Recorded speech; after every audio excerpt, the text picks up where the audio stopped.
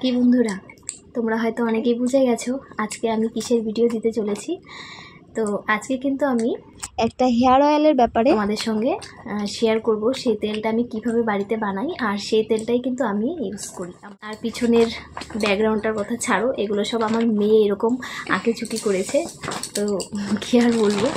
তো সেই তেলটা ব্যবহার করতে কি কি লাগবে, সেই উপকরণগুলো চলো সেটাই তোমাদের সঙ্গে শেয়ার করব। আর আমি কিন্তু এটা আমি পার্সোনালি আমি যেটা নিজের চুলে অ্যাপ্লাই করি সেটাই তোমাদের সঙ্গে শেয়ার করব। তো তোমাদের যদি কারো ভালো লাগে তাহলে সেটা তোমরা সেভাবে তোমরা বানাতে পারো। আর যদি তোমাদের ইচ্ছা হয় যে না এরকম করে বানানো ঠিক না, তাহলে তোমরা কিন্তু কেউ বানিও না।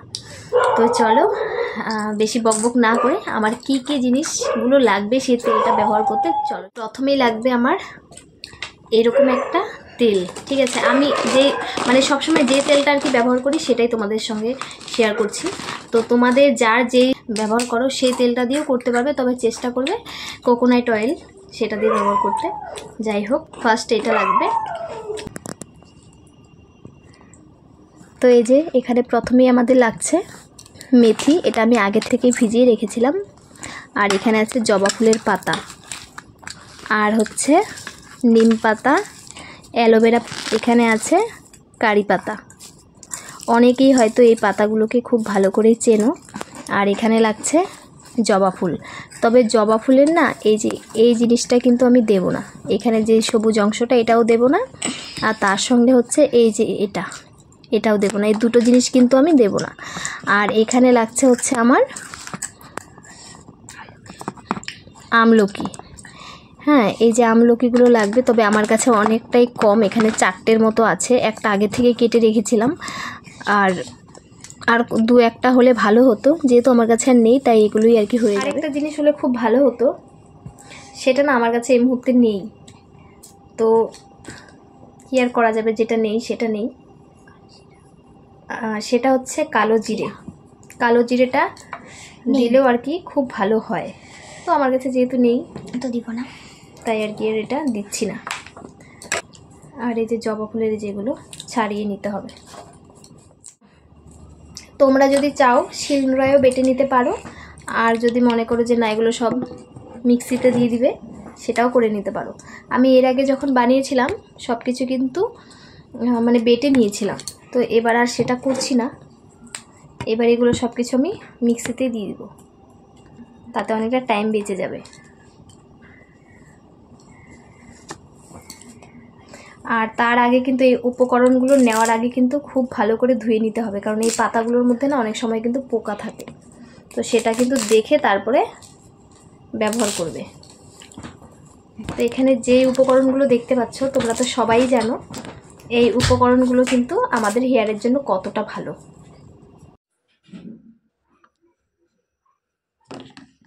কিন্তু আমার এটা পেস্ট করা হয়ে গেছে।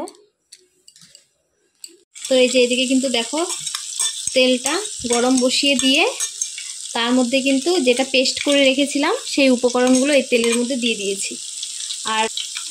আর এবার এটা দেওয়া হয়ে গেলে এটাকে অনবরত এইভাবে নাড়াতে হবে, ঠিক আছে।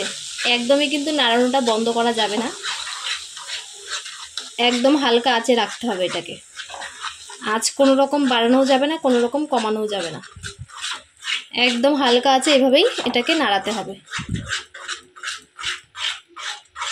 আরেকটা জিনিস তোমাদেরকে বলা হয়নি, সেটা আমি বলতে ভুলে গেছি। এখানে কিন্তু একটা পেঁয়াজও দিয়েছি। তো সেই পেঁয়াজটা যদি ছোট হয় তাহলে কিন্তু দুটো দিতে পারো, আর যদি একটু বড় হয় তাহলে একটা দিলেই হয়ে যাবে। যেমন আমি কিন্তু এখানে একটা পেঁয়াজই দিয়েছি, যেহেতু আমার কাছে পেঁয়াজটা অনেকটাই বড় ছিল সেই জন্য। তো চলো এটাকে পুরোভাবে নাড়াতে হবে। তো তেলটা কিন্তু হয়ে গেছে, আর এবার কিন্তু আমি এটাকে এভাবেই গ্যাসটাকে অফ করে রেখে দেব।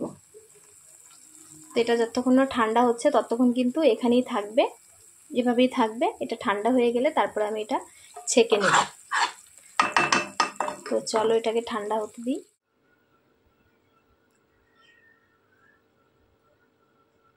তো এই যে দেখো রেডি হয়ে গেছে হেয়ার অয়েল। তোমাদেরকে বলেছিলাম ঠান্ডা হয়ে যাওয়ার পর তেলটাকে ঢেলে নেব। তো এই যে ঠান্ডা হয়ে যাওয়ার পর কিন্তু তেলটাকে ঢেলে নিয়েছি। তো ওকে আমি এটা আগের দিন রাতের বেলা একদমই লাগাই না, কারণ এটা আগের দিন দিতে গেলে বাচ্চাদের কিন্তু সর্দি লেগে যেতে পারে। তো সেই জন্য আমি না এটা আগের দিন ওর মাথায় একদমই অ্যাপ্লাই করি না।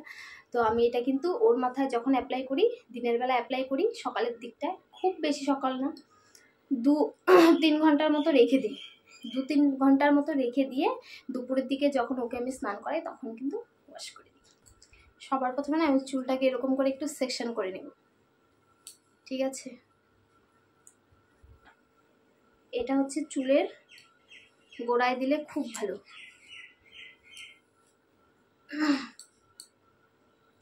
এরকম করে আমি সেকশন করে করে এটাকে কিন্তু ওর মাথায় অ্যাপ্লাই করি একটা তুলোর সাহায্যে। এরকম করে নিব আর এরকম ট্যাপ ট্যাপ করে লাগিয়ে দেব।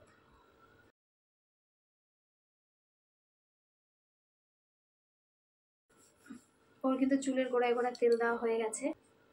এখন এরকম করে একটু তেল নিয়ে ওর পুরোটা চুলের মধ্যে না এরকম করে একটু দিয়ে দিব। 5 মিনিটের মতো মাসাজ করে নেব। মাসাজ করা হয়ে গেলে চুলটাকে খুব ভালো করে আঁচড়ে বেঁধে রেখে দেব। তারপর কিন্তু 2-3 ঘন্টা পরে চুলটাকে একটা শ্যাম্পু দিয়ে ওয়াশ করে দেব। ব্যাস, তাহলে আর কোনো ঝামেলা নেই। আর আমি যখন মানে এই তেলটা আমার নিজের চুলে ব্যবহার করি তখন কিন্তু রাতের বেলা করে ব্যবহার করি, সারা রাত রেখে দিয়ে সকালবেলায় একটা শ্যাম্পু দিয়ে চুলটাকে খুব ভালো করে ধুয়ে নিই। তো যদি ভালো রেজাল্ট পেতে চাও সেক্ষেত্রে কিন্তু সারা রাত রেখে দেবে। যদি বাচ্চাদেরকে দাও তাহলে বলবো একদমই রাতের বেলায় দেবে না, তাহলে বাচ্চাদের সর্দি লেগে যেতে পারে। আর এই তেলটা কিন্তু আমরা মা মেয়ে দুজনেই ব্যবহার করি, তবে টাইমটা কিন্তু আলাদা আলাদা হয়, ঠিক আছে? আর আমি কিন্তু এই তেলটা অনেক দিন ধরেই ব্যবহার করছি আর খুব ভালো রেজাল্টও পেয়েছি, সেই জন্য কিন্তু এখন মেয়ের চুলেও ব্যবহার করছি। তো তোমাদের যদি ভালো লেগে থাকে তাহলে এভাবে বাড়িতে বানিয়ে ব্যবহার করে দেখতে পারো, আর যদি ভালো না লাগে তাহলে অবশ্যই বলবো স্কিপ করে যাও।